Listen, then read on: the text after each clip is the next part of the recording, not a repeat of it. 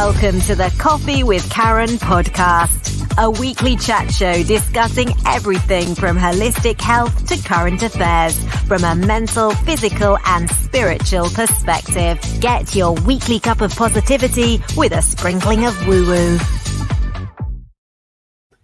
And we are live. So welcome to a Coffee with Karen, a cup of positivity with just a sprinkling of woo-woo, although more recently, I think we've been having a couple of tablespoons of woo-woo, a little bit more. I think we're coming a little bit back down to what I thought in this one. So in general, my guests tend to be in the coaching or healing arena, whether that's for the mental, the physical or the spiritual perspective, or a combination of all three in general.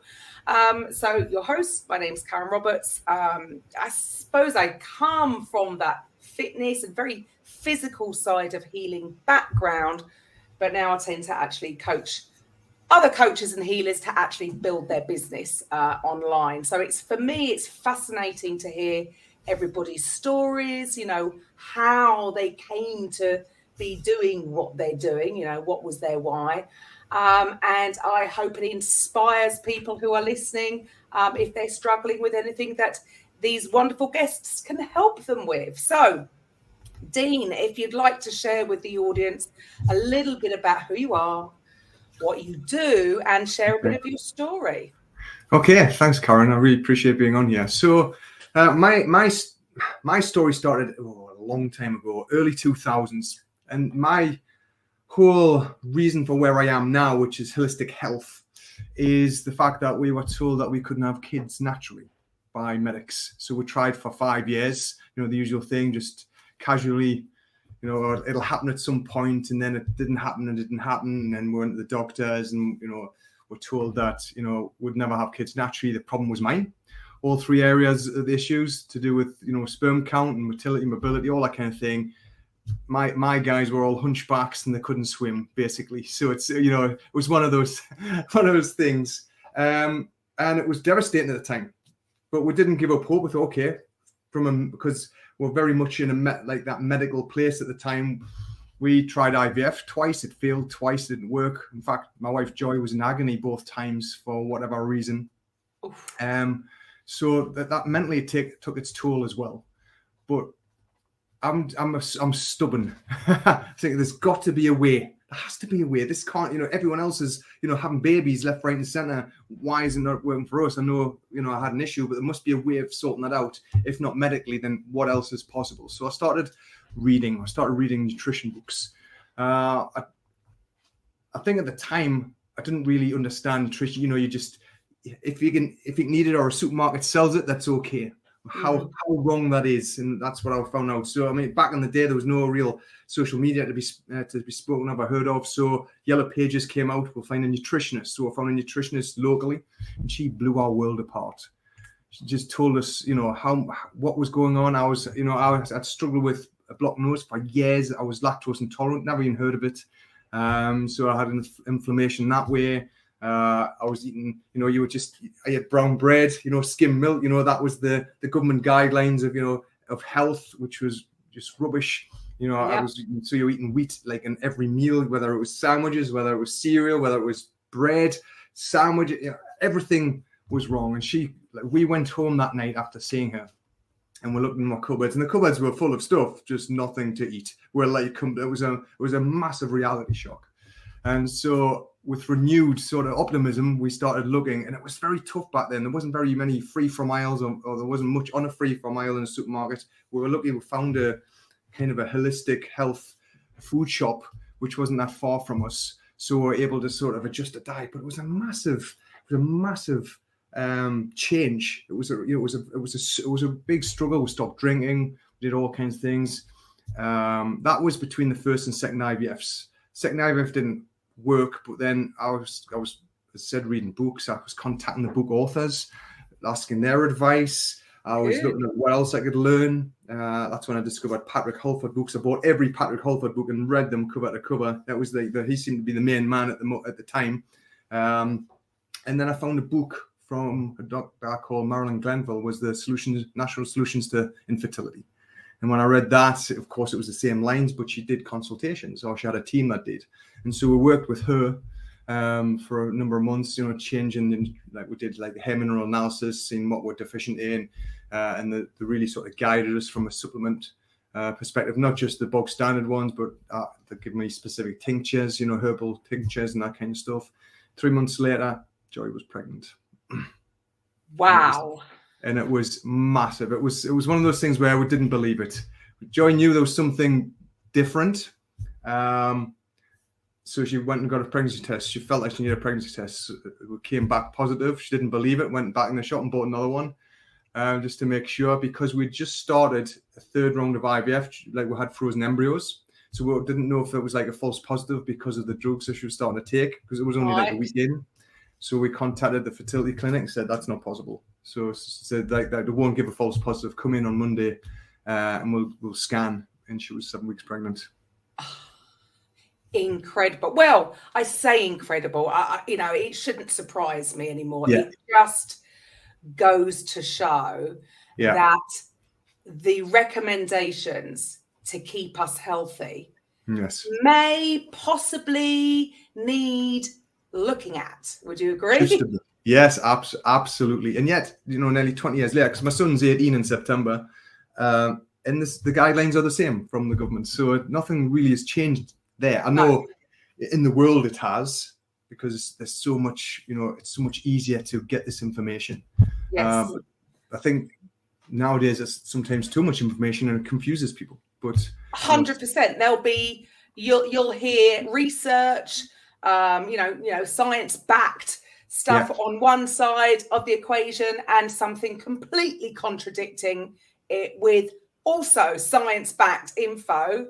And where do you go? Where do you look? But exactly, at least we can all agree, I think, that what we have been told for the last 60 years, however long it is, maybe I'm sure it's longer actually, is not working. It's really not working. It's not helping people's overall health. I'm sure it's having a knock-on effect to their mental health. Absolutely. But I'm sure there's other people that are thriving because. Yes, well, exactly. And the thing is, that wasn't the end of the story either. When Joy was pregnant, it was obviously great, but as soon as she realized what we thought was morning sickness, so she was very ill. She felt physically sick constantly. So we tried all manner of things with that, from meds to homeopathy to supplements. The only thing that worked was homeopathy. It took it away for a certain length of time, which is very interesting. But when it didn't go away, and we went to see a consultant, and she put on like the most powerful anti-anxiety meds. Again, we're looking just grasping at straws, and it didn't make a difference. We realized that it was anxiety. So the pregnancy had created anxiety with Joy, and as a result, she ended up in hospital for 5 months, just because she was struggling. It got to a point where she had to go into hospital because she didn't want to be here anymore. She was in that much, like it was bittersweet what happened. Right. So tried for so long for for the pregnancy, and then the pregnancy caused something that was horrible. It really was. And so 5 months plus, our lives were just put on hold. I was working in IT at the time, and so I was able to just stop working for a number of months, luckily for me, just to be able to support Joy. But she just struggled with that, and because of that impact for so long, it took her quite a while to get past that. And I just kind of locked all my emotions away just to be there for her, and I wasn't dealing with my own stuff, which was and I was reading books on trauma, I was reading books on mindset, I was reading books on anxiety, I was reading all kinds of things, just trying to understand what was going on. And now looking back, I understand so much more, but then I didn't know anything about this stuff that was going on. And so I was again relying on medics to help, which they didn't. They just didn't. It was just they don't link how you're thinking and feeling to the physical state of, the knock absolutely. On. Wow. Yeah, absolutely.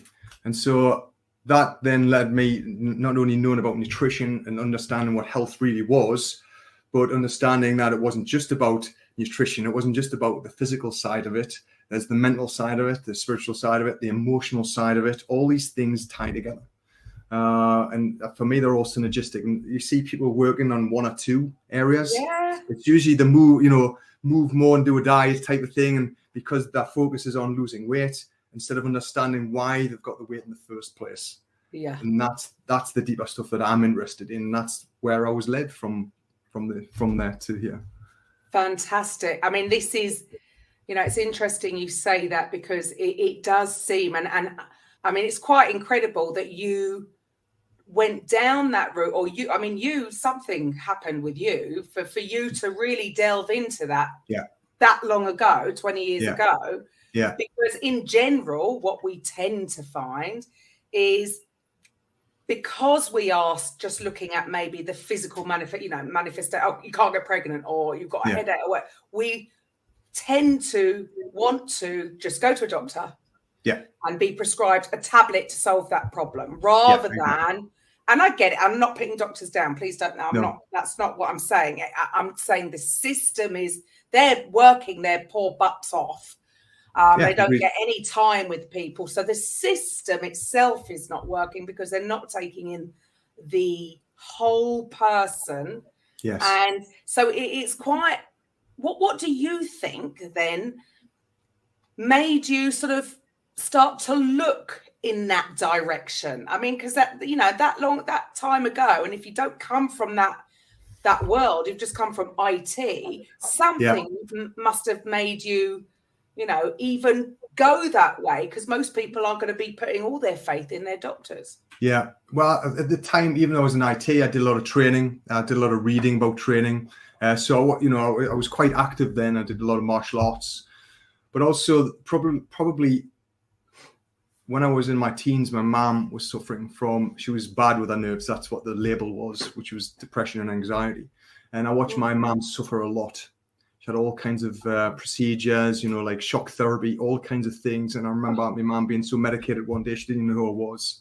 And I think that was always there. The fact that I couldn't help her. So there was a frustration there, but I was also kind of angry because I was a teenager and my mom wasn't being my mom. And I know that wasn't her fault. She was struggling, but I didn't know how to help her. So there's that frustration with me. And I think that's when I really I turned to the physical side of training and exercise back then. That was more of an escape rather than, this isn't going to happen to me. I think it was just, I needed to get away from this kind of thing. Right. Okay. Yeah, and that makes a lot of sense. And I think that from that kind of thing back in my teens, that's probably been that seed that was planted. Yeah. You saw what your mum went through when she went to there. Yeah, absolutely. Yes. Absolutely. Maybe there's something else which it is, it's brilliant that it worked. I definitely think like you do. I do 100% believe that everything is solvable. Yes. What we find is that, unfortunately, sometimes with certain ailments, whatever they may be, sometimes some people have just left it too late to even start to explore. Western medicine's fantastic for emergency use, or if it's come on for too long and something needs to happen now, fantastic. But the long-term stuff, maybe we need to explore all the other avenues. I'm totally behind you. Yeah, I would agree with that. Yeah. So you decided. So this has happened. So what made you choose to then go down that route and leave the world of IT behind? It was a realization one day that all the stuff that I'd accumulated, all the knowledge I had, I could actually help people with it. I was having more and more conversations with people, and people were just struggling in general. And I remember, because my wife's a lot like me, she's very physical, and she looks after herself as well. I remember at one point when I was in IT, either like getting her a personal trainer and handbook, saying, "You should do this. This would be really good for you." Not even thinking that it would be, it was something that I would love to do as well. And I think it's like it got more and more to that point where I thought, it is, IT is okay, but all I ever do is read about nutrition, read about mindset, read about training, experiment in all these things, see, with myself, and I've seen the results of, obviously life giving. So I thought, you know this, I'm going to do that. So I just took the leap. I just said, right, that's it. And I created outdoor fitness camps at first in 2010. That was there weren't really a mainstream thing there. I knew a few people who were doing them. I thought, I'm going to do that. And then that progressed to having my sort of subletting a martial arts center near where I live to go indoors because I knew I could do more. And then I got to a point where, and I've still got the gym, but I knew that I could reach more people online, and I could see, because of my experiences of like shutting myself down emotionally when Joy was ill and like trying to like help her, but I wasn't helping myself, that I wanted to give something back to men. I was starting to see, because I was allowing myself to feel emotions, that, you know, I was repressing them just like most guys are kind of conditioned to do culturally. You know, just push it down, don't show them it's a weakness, you know, you just got to deal with them yourself. But with any kind of energy, you know, I always say energy and motion is emotions. Like, we've got these emotions, and I know you've heard that before. But if we're repressing emotions, they will flow somewhere. And if that's a kind of physical pain, or it could be some kind of disease or dis-ease, you know, then that's going to happen. And I can see these guys struggling because they want. I can see people, especially men. I can see them. They need some kind of help, but they're either too proud or they're too ashamed to admit that. And so that's when I start my coaching online, to start moving towards, okay, I want to help these guys. I want to help these guys deal with themselves and find out who they really are instead of pretending. Because anytime we have emotions, when we are, it could be any time, it's usually when we're younger. If we have some overwhelming experience, overwhelming emotion, we don't deal with it. We kind of push it down and repress it because it was painful. But just like when we don't cross the road because when there's a car coming, because, you know, that might cause physical pain, or, you know, do something that's risky or dangerous, we don't apply the same thing to the emotional realm. And so when we've got emotional pain, the body still does the same thing. Am I safe? You know, if we're triggered and, you know, we react to something emotionally, our brain says, I don't feel safe. So we build up these beliefs and stories to take us away from this discomfort, this emotional pain, but we don't deal with it. So we just then build these unhealthy habits, I suppose you could say, anything from alcohol, drugs, you know, gambling, emotional eating, whatever it is. We'll then create that. We'll kind of fire and wire it in my brain to, when this happens and we feel this, it's not safe. It's, you know, it's a stress. So we go and do this instead. And it's called amygdala hijack. We just get hijacked. We just automatically do this thing. It's just you know, what I find is, what is sad is that people really believe that it's never going to change. Yeah. And it's just because it's a habitual pattern for them. Yes. Just like anything, you know, they starting a workout or going on a diet, you know, anything that requires a change. Yes. Yeah. You know, and I think almost sometimes that is it. It doesn't even matter what the change is. Sometimes it's the fact that we again, going back to this, we are conditioned to, if we have an ailment, we just go to the doctor, give our power away, get them to tell us what's wrong and give us a tablet. And in the same way, it's almost, we might want a different result, but we still want to do the same things we've been doing that gave us the ailment. I mean, it is crazy, but I suppose we're human beings. That is the way we're wired. We are on autopilot. Yeah. So it doesn't make it, you know, we're not bad people for doing it. It's just habitual. We don't know what we don't know. So for you, I mean, I think this is incredibly important. For people, especially with what's gone on in the last couple of years. There's, you know, the awful things that have been going on. Yeah. And men have definitely suffered more. And I would say, right back to what you just said there about men tend to suppress more. Us women, we don't stop. Yeah, exactly. Yeah. Yeah, it's true, but always you feel it. You're more open about it. We release it because we'll have the moan, we'll have a bit of a rant, get it out of our system. Yeah, and I think that is a major issue. What's happened in the last couple of years, where men have just so struggled to deal with what's happened. Yeah. That Yeah, so what you're doing there is a phenomenal service to let men know that there's no shame in it. Yeah, Man, there's no shame in it. Exactly. And yet it's so painful to contemplate that they will do anything and everything to move away from it. I mean, sometimes, thankfully, men get to that point where they think, I need help. And it's like, right, I'm really struggling with this. I don't want to keep going through this depression, or, feeling anxious all the time, or feeling unhappy all the time. What's really going on? And it always starts with awareness and saying, okay, you're not alone. It's fine. It's normal. We are human beings. Doesn't matter whether men or women. We're human. We still work psychologically and physiologically the same. But we get to look at what the deeper reasons why we feel that way. And it's, in men, it's really delving into that discomfort, those icky feelings that we don't want to feel. Well, we don't want to. I mean, it is an unfortunate thing, isn't it? I suppose. I mean, Yes. I suppose I get it from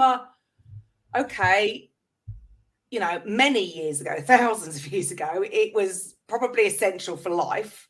Yeah. To have these things in place. However, this is 2023. Why can't we just tell our mind, if we just had this switch where we could just sort of tell ourselves this isn't working anymore. Yeah. And it's okay. It is okay. Yeah. But and do you think stress, cortisol, I mean, obviously that's going to have an added impact because they are constantly in this fight or flight or freeze mode. Yeah. To get men to open, I mean, how do you do it? How do you get men to actually open up and admit that maybe, they need a little bit of guidance through this? It's because usually they see stress and overwhelm, burnout. Most men sort of relate to that because they do, as they get stuck in their heads. They're not used to being in their hearts and their bodies. They're not. So they listen to thoughts, even though we're not our thoughts. Sometimes we blindly accept the thoughts we have instead of objectively just watching and observing instead of engaging. But what men don't do is get down into our bodies and listen to our hearts, because obviously the emotion realm hasn't got a voice. It's got a sensation. It's got a feeling, and it's bringing awareness to men that we've got to start listening to what our body's saying. And what our body is saying is in sensations and in feelings. And they're not always right or wrong. Sometimes we label things wrong. We attach an emotional, some emotional meaning to something. We create a drama. Two people can look at the same thing and have a completely different reaction depending on their past experiences. So it's really about understanding what those emotions are. And it's not really about reliving the emotions either, because all that does is we just relive the event. Yeah, I'd never want to do that. Exactly, but we do want to allow ourselves just to sit in the moment and feel that, this discomfort, the uncomfortable feelings, and be able to almost marinate in those sensations and understand that they're not bad. I might have labeled them as unsafe or stressful, but if we can be counterintuitive, I suppose you could say, and say, okay, I know we're designed to run away, the fight, flight, or freeze from the stress response because cortisol's fired. But what if we just breathe through it? What if we just allow ourselves to, allow this to wash over us? And if we can do that for all or whatever triggers or events that we come up against, what we're doing is we're rewiring our brain and saying, look, it's not dangerous after all. But we can't run from anything because it's part of us. So it just goes along for the ride with us. We've got to stop and say, okay, let's sit with this, and just having that. It's just having the courage to do it. Just saying, okay, and just taking the stress off it. Everybody, stop being so hard on yourself. Yes, give yourself a break. Absolutely. Yeah, forgiveness is a massive thing. Just and I wrote about that in my book. Because I talk about that, how we'll easily forgive everything else or everybody else, but when it comes to ourselves, we'll just not forgive ourselves and we'll be so hard on ourselves. And so we've got to think, would you really treat your best friend like that, or your wife, or your kids in that way? So why are you doing that to yourself? And just it's okay not to be okay sometimes. Where do you think this all comes from? I mean, I would suggest maybe that pretty much everyone at some point or other the way they talk to themselves, like you Yeah. say, far worse than, you know, they wouldn't dream of talking to their enemy the way sometimes people speak to ourselves. Where do you think this comes from? I mean, I know we're sort of, it does seem that we've been conditioned, I don't know, through this, must be through the school system or our peers of it. It's always about, I don't know, it's minding the ego. It's all about how you think. Yeah. And we've somehow become detached from putting the importance on how we feel. Where do you think this comes from? I think these days, especially, there's so much distraction in the world. We don't allow ourselves to sit with ourselves and just be. We're too busy doing to be being, I suppose you could say. Everyone gets in this have, do, be thing where we've got to do this, you know, to get to, so I can be this person, instead of just saying, okay, we've got everything we ever need right now. We can be who we want to be right now. And then we get to look at what we are allowing to, you know, I always say happiness is a choice.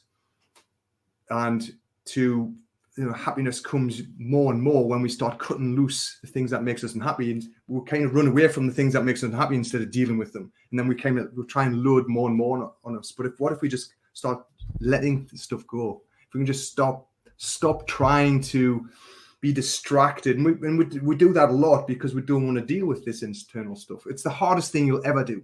Go internally and really sit with yourself, because then you've got to look at the reasons why you think you don't look very nice, or you don't like yourself, or you don't like part of yourself, or you don't like your life, or, you know, these are the things that we get to look at, because it might be a reason that we haven't challenged. It might have been something that happened that we moved away from when we're 7-year-old, you know, that we didn't like. It could be a bad relationship with exercise. It could be a bad relationship with food. Something happened at that point, and then we create these stories and beliefs around, I don't like exercise, I don't like, you know, healthy food, because you were trying to force fed it when you were younger. We've got to look at the deeper whys, because it's like I always say, the thing is never the thing. You know, the surface thing that, you know, presents itself. It's never that. It's something deeper. I always look at, you know, what makes that unhappiness. You know, what's driving that? What's the deeper driver? So for me, it always hinges from the emotional realm for me, because I really hope that people are actually really getting this, because I mean, I get it. We want to run away. It's a human. We are human instinct to want to run away from pain. Absolutely. It's not very nice. It's uncomfortable. It hurts. So let's run away from that. And it's something that people, I agree, it's something that people need to actually face. And I mean, distractions, well, funny enough, I think, well, it's about 18 months ago, the TV broke. I think a bulb went, and I thought, I'm actually not going to get another one. Yeah. It's the best thing. People think I'm absolutely crazy. It's the best thing I've ever done. I can watch, you know, I've got a laptop. I could watch Netflix or Prime if I wanted. I just cannot watch the rest. I can't get distracted by the absolute rubbish that is on. Yeah. And I have to say, the difference in how I feel is pretty phenomenal. Absolutely. I haven't watched the news for a long time, because, you know, misery sells. News is always about misery and all that kind of thing. But if you spend so much time around this stuff, you become it. It becomes part of you. And I see it all the time. I mean, my parents read the newspaper, they watch every news bulletin, and you can see where they're coming from and how they're reacting. And I just think, why are you even watching this? Why? It's pointless. But so many people get caught up in that because they think it's important. But for me, it's always about where you place your attention. Can you place your attention in a healthy place? Bearing in mind how many things are trying to take your attention away, both externally and internally. And it's bringing that awareness. I was talking to somebody last week, for example, about promises. And I was saying, do you actually keep the promises you make yourself? He said, what do you mean? I said, well, every day when you say even the little things, you know, you're going to get up at 6 o'clock in the morning, or you're going to, you know, make a nutritious breakfast, or you're going to do 10,000 steps, or whatever. It could be a big thing, a little thing, get to bed by 10 p.m. Have you actually done that? Or did you create an excuse, a reason, or justification why you couldn't? And he said, oh, I've never thought of that. And he wrote stuff down. He said, wow. He says, the amount of things that I said I was going to commit to and I didn't do, and I made up a reason. And I said, every time you do that, your self-confidence and self-esteem erodes. It goes down because you're not fulfilling the promises that you made for yourself. And it doesn't have to be the big grand ones, which everyone faces, the subtle ones. It's always the subtle ones that get you. So if you start looking at where your attention is, and it's the same with, when we have, whether it's criticism or it's adulation, someone praises you, we still allow them to take control of our emotions immediately, even though it's a nice thing. I'm not saying it's good or bad, but if we are aware that someone's taken our control of our emotions for a minute, for a week, or someone criticizes you, and it might be an off-the-cuff remark, and a week later you're still feeling the effects of it. Some people will still be going on about it, won't they? Yeah, exactly. We all have those friends. Yes, we do. Whenever we see them, it's just like this constant. Yeah. And you just think, if people understood that, without being, because some people think this is a horrible thing to say, that, but we're doing it to ourselves. Yes. But then it's empowering, isn't it? Rob, some people can't get their heads, they struggle with that idea that actually we are doing all this to ourselves because we want to pass the blame, or absolutely. It's because of that. And I know for some things it's a bit of a difficult one. It can be a difficult one to deal with, but it's empowering. So really what you're doing is you're empowering men. Yes. Yeah. You're empowering men. Yeah. Create the change that are struggling in what, for you, obviously your personal story has been about, obviously not being able to get pregnant. So that side of things, but do you, who else would be your sort of, the type of man that you help, or the type of issues that you help them with? Well, the issues really are that I work with I label them as successful men who've created their own businesses, might be entrepreneurs, might be the head of businesses.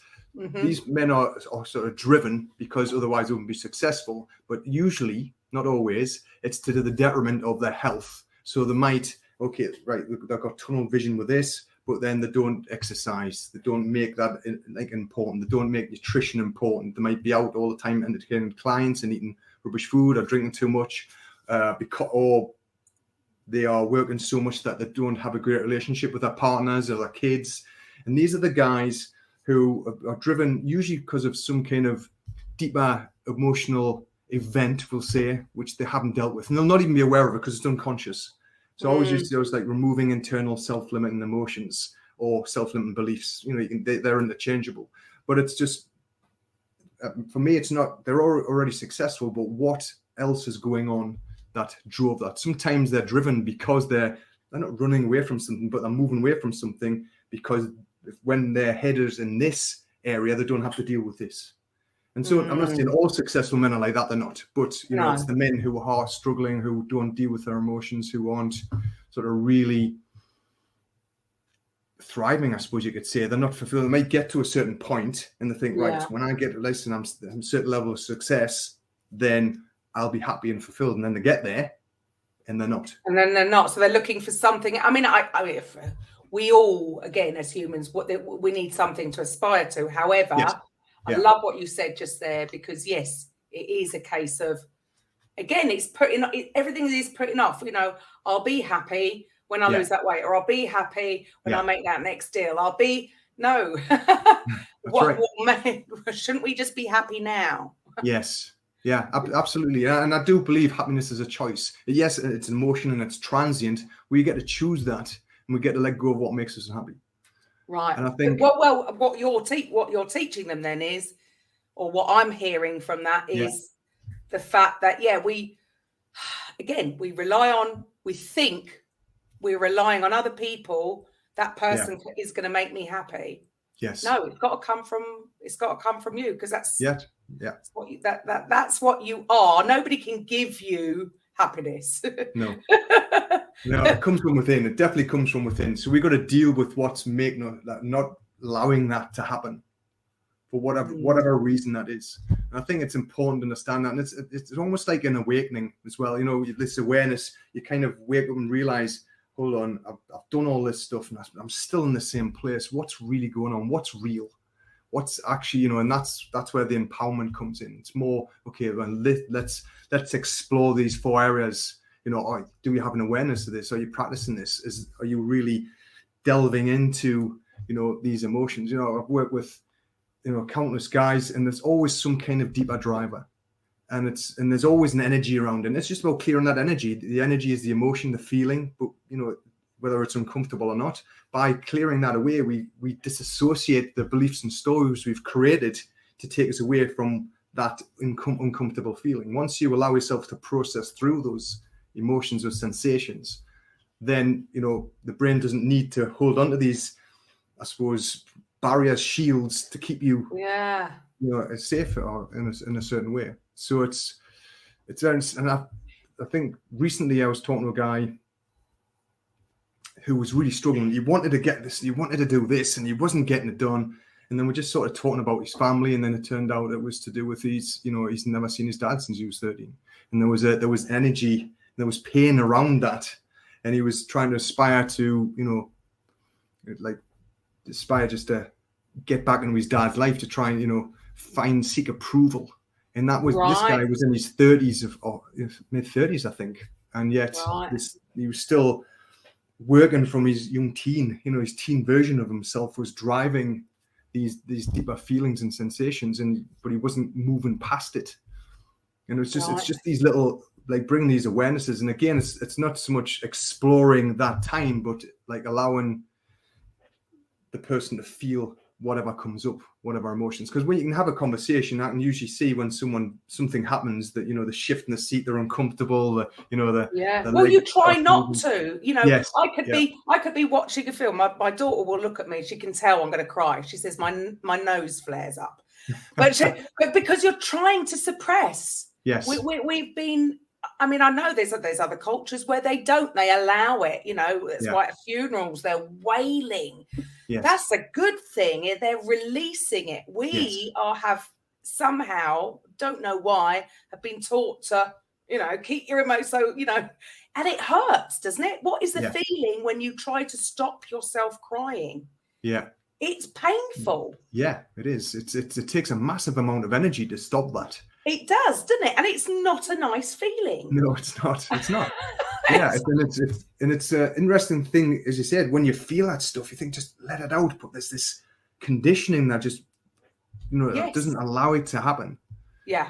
And it was just like what you were saying before about responsibility. I think, when I talk to people, I say, everything you've done up to this point is your fault, which stings, because it stung when someone said that to me a few years ago. It's like, no. And you immediately want to lash out, you want to blame, you want to do, and you just stop and you think, right, because as you said, it is empowering, because then you get to take responsibility for that. You can take all of that back.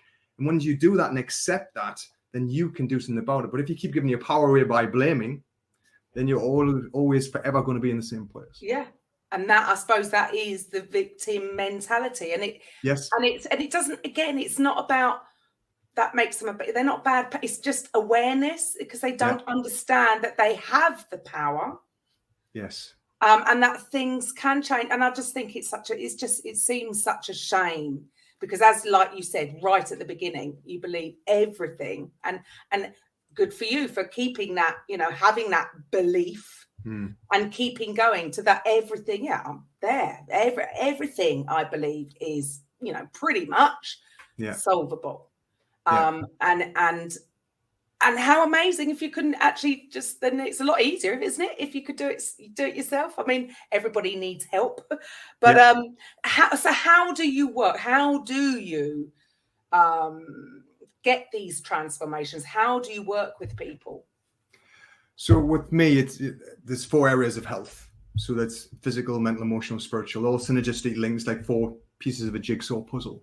So I look in all of those areas to see where people are. So I'll do a health history at first, just get a good baseline to where someone starts, because everyone's different. Everyone's different in all those 4 areas. So I want to know exactly where they are, so understand where their environment is, understand where their health is. I used, as I said, different health questionnaires and exposure questionnaires, because I always look at awareness in areas. Always look at, like the emotions or the energies around things. I look at the mechanics of things, which is the physical movement. I look at the nourishment. I look at the environment that people are in, internally and externally, so we can be affected. And I look at those areas every time I'm coaching, but there's always tasks to look at. So if a lot of people struggle with food, or they just blindly eat food without understanding how it nourishes them, they just eat to stop that hunger pang, so they don't feel hungry. They don't bring awareness to whether they're nourishing their bodies or not. So it's looking at where they are presently. Some people have got a really bad relationship with foods, so we look at that, and if there's any energy or emotions around that, then we clear that. So if we look at human design as well. So I look at everyone's uniquely different and how we work. There's different energy types and all that kind of thing. So what might work great for me might not work great for you, and vice versa, because it's just who we are. So it's just looking exactly where they start. Then from there, it's about clearing the roadblocks. So it's the emotional stuff, because it's always the emotional that trips us up. If we feel unsafe, that's a stress response. And of course, when that happens, our thinking rational part of the brain downregulates, it switches off, and we go and do what we did the last time, because your brain wants us to react. So it's about looking at those reactions, those emotional, the attachments that we have to things, clearing those triggers out.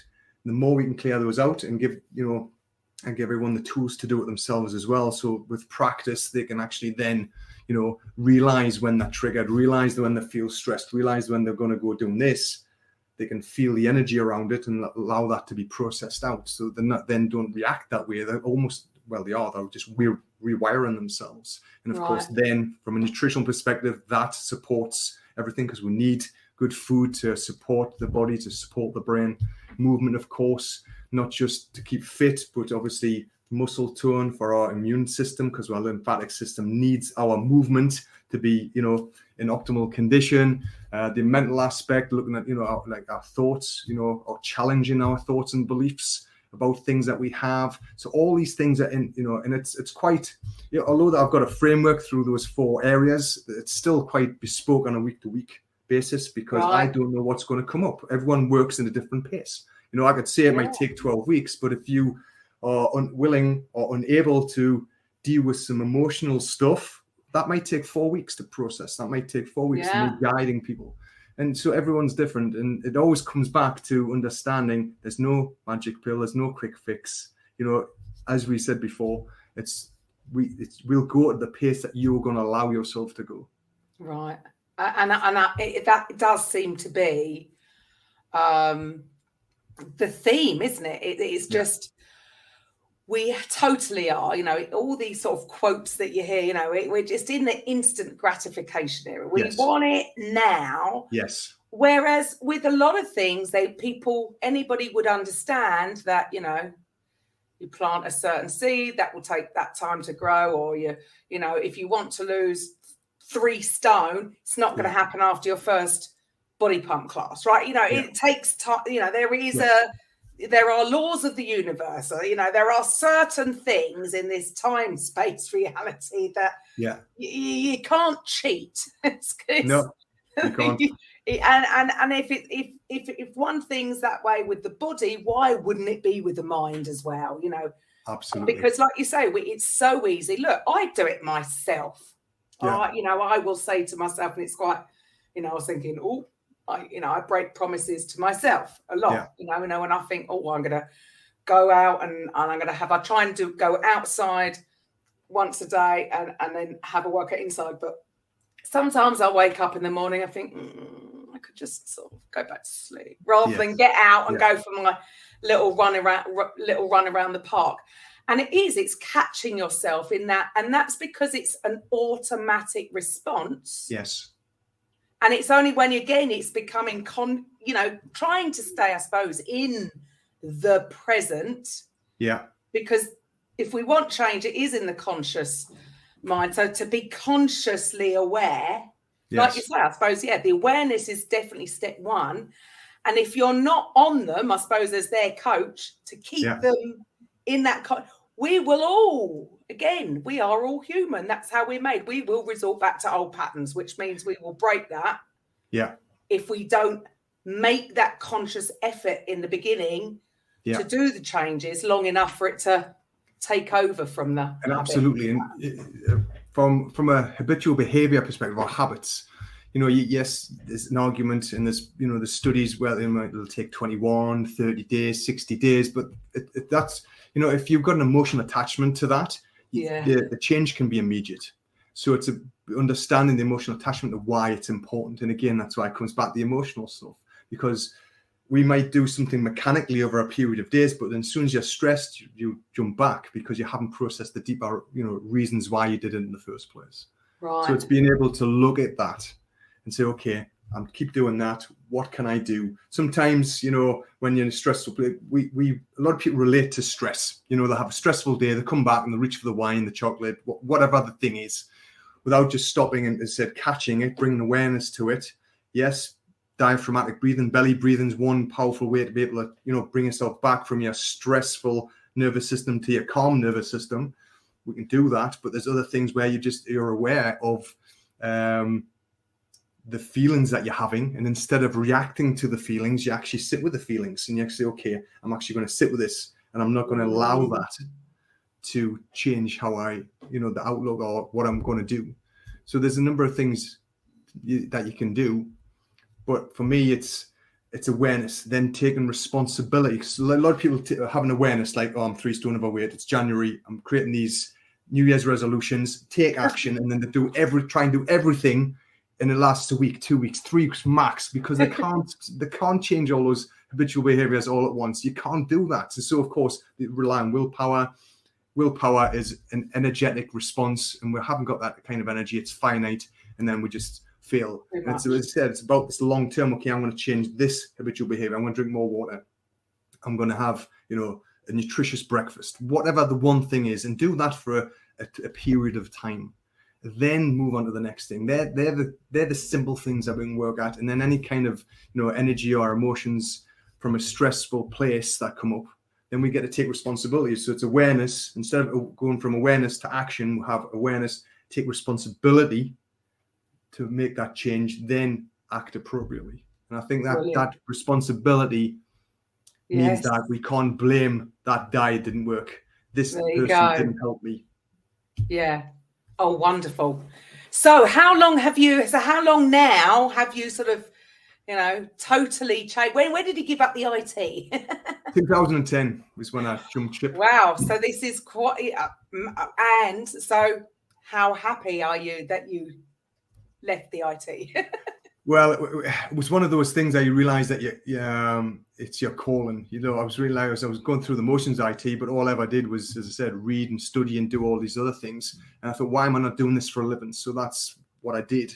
And then, that was the health and nutrition and the exercise. But then I realized that people were struggling with the mindsets. You can tell them to do the thing, but they wouldn't do the thing because of stress, because of life gets in the way, because, it's not necessarily, you're strong enough why. It's it's understanding what tries to prevent that why and dealing with that. So that's when I looked at I looked into neuroscience. Then I understood why the brain did what it did and why we reacted in these times of stress. Then I looked into the emotional healing stuff, and that was when the penny really dropped as to why sometimes people have the information but they don't do anything with it, or even you know what I mean. So if we all just did what we know, if I could just, there'd be no issues. It's quite it absolutely fascinates me.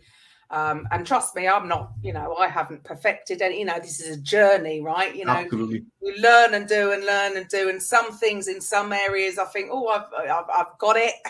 Yeah. And then there can be other areas where you don't. I mean, it's such a and the fact that you're doing such a bespoke service, because yes, we are all so different. I mean, I know, that's the basis of homeopathy as well. Yeah. Like you said, the homeopathy worked with you.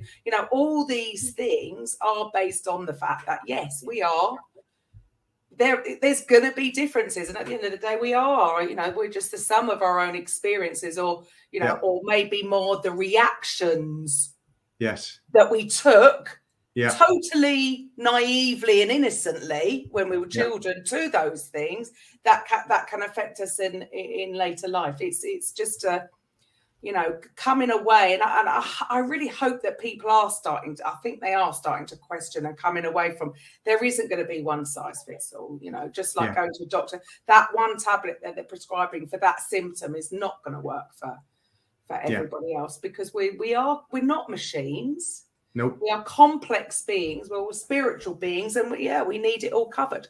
So for the listeners, I mean, wherever you're watching or listening to this, Dean's details will be below if you're on the website or YouTube or whatever. But just for the listeners, for the radio show or the podcast, how would they get in touch with you? Where would they find you? They'll find me I'm on social media. So on social media, I've got a website, deancoulson.co.uk. And my book is available on Amazon, called Thrive. And again, that talks about the 4 elements of health and being able to put these 4 elements together synergistically. And there's lots of information in there, a lot of what we've talked about today and a lot more. And, I really believe that I didn't want to write a book that you just read and put down. I wanted something that you could read cover to cover to get a good understanding of how things sat together, but then you could go back to it and refer to it. So there's a lot of tasks, there's a lot of exercises. I wanted people to get a lot from this book. I wanted to be that well used, that it was, right. Because we're nothing's going to change from reading something once. No, absolutely not. I read books over and over, or listen to books over and over and over, and because you're always in a different place, you always get a different lesson when you listen. You're always ready for a 100%. Well, I think we just sort of, we could just switch off. I can find myself, and I can switch off to things. I might be reading it, but I'm not really taking it in. And so the next time I read it, I'm a little bit more present. Maybe that's what it is. Yeah. I'm more present, so I'm actually absorbing it. And you just you read it again, and you think, okay, or I have a different understanding. Is that actually today? I was driving around and I was listening to. I can't even think who it was, Dr. Robert Anthony, I think it was. And I've heard it over and over and over, but I probably haven't listened to it for, 6 years. And I listened to it today, and I don't know, maybe some of the other stuff that I've read or listened to since then, when I listened back to it, I had a different understanding of it. Yes. It's like, oh, okay, so it's like you need to, this spaced repetition is how we learn to read something through and then do it again. So many people just read something once or watch something once, and then they think, they've made a judgment of it, and they haven't really given it enough of a go. Absolutely.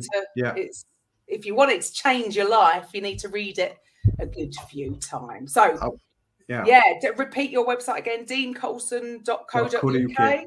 Yeah.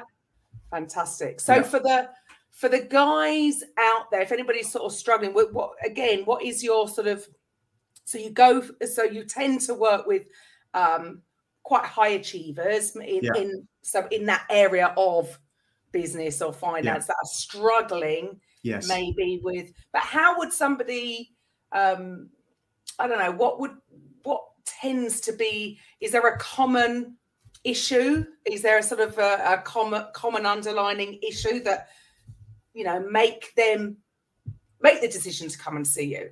I think what it is like they get to a point where they know this is not the answer. Right, I've done this, and this, I'm still not happy. I still don't feel fulfilled. What else is there? And that's when they kind of stop and know deep down there's something not right, but they've just been ignoring it. I think when we have those moments of quiet time, if we allow ourselves to contemplate or reflect, we sometimes can have this sensation that something's not right, but we don't know what it is. And it's just bringing that, I think it gets to that awareness point. Sometimes they think it's one thing, it's another thing. So a lot of high achievers relate to stress, overwhelm, burnout. Obviously, that's in a stressful place.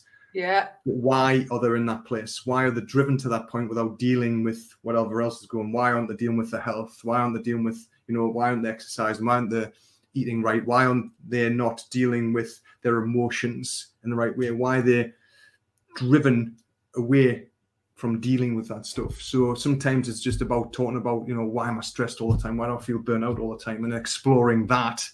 And then that leads to, you know, sometimes, because a lot of people don't know what they need. They know what they want.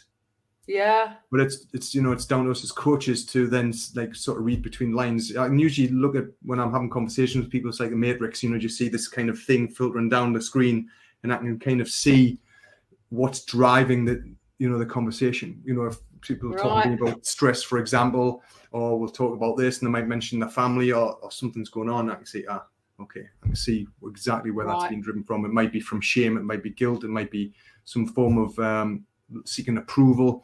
Even as high achievers, we still do that. I know I have, you know, and it's, the emotional stuff's very interesting. I found things that we might be aware of all this stuff that's happened in our past and not realize that anything's going on. But if we have a conversation, like when I was talking to you earlier, I felt some energy come up when I was telling you something that, I've got to clear that later.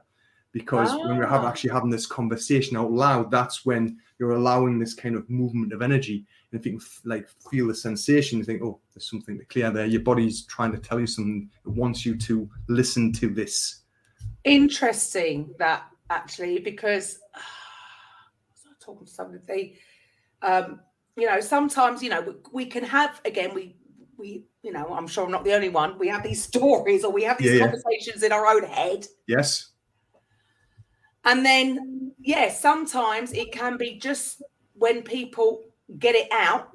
Yeah. Sometimes that can actually just be enough. They needed to. Maybe absolutely. They hadn't said it. They maybe they never even. And sometimes it can be something from the past that until they say it, and then they can look at it as an adult, go, and the realization to themselves that could be holding them back. And it's just such a mind. I find it absolutely fascinating. So a quick story, just because you've just reminded me. 5-6 years ago, I was talking to a fellow coach, and we're talking about emotions. And I was telling them about when I was little, I was in hospital when I was 2 or 3 years old to get my tonsils out.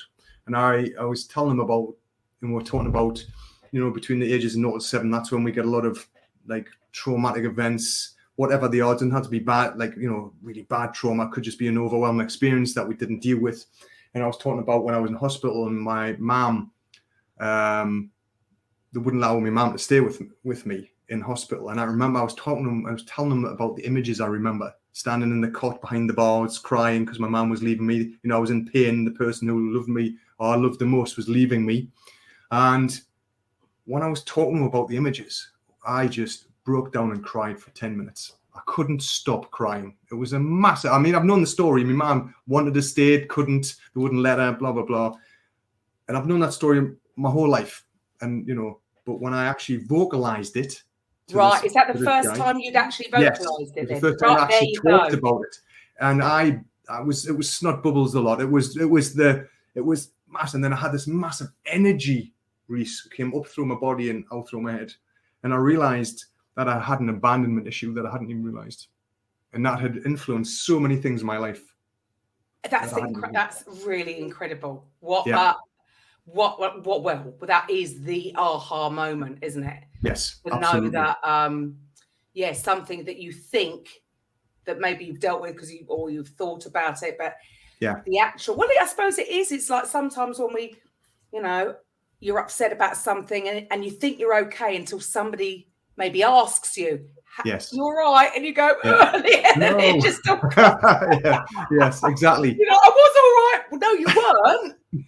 You needed to release it. Yes, absolutely. It's absolutely crazy. That. Yeah. Oh, fantastic. Well, look, brilliant talking to you today. I'm all for that whole system. So what you're doing for guys, and I do think there's definitely not enough out there for men, and men really, you know, they really have been suffering. They need to be more like just chat like us. No, they never will be. But let it go. So no, thank you so much for your time. It's a pleasure. Thanks, Karen. To any of the listeners, there's no need to suffer. There you go. That's the moral of today. There is it's all solvable. So Yes. please get in touch. So thank you for your time to the listeners. I will be back next week with a Coffee with Karen. Bye for now. Bye. Welcome to the Coffee with Karen podcast, a weekly chat show discussing everything from holistic health to current affairs from a mental, physical and spiritual perspective. Get your weekly cup of positivity with a sprinkling of woo-woo.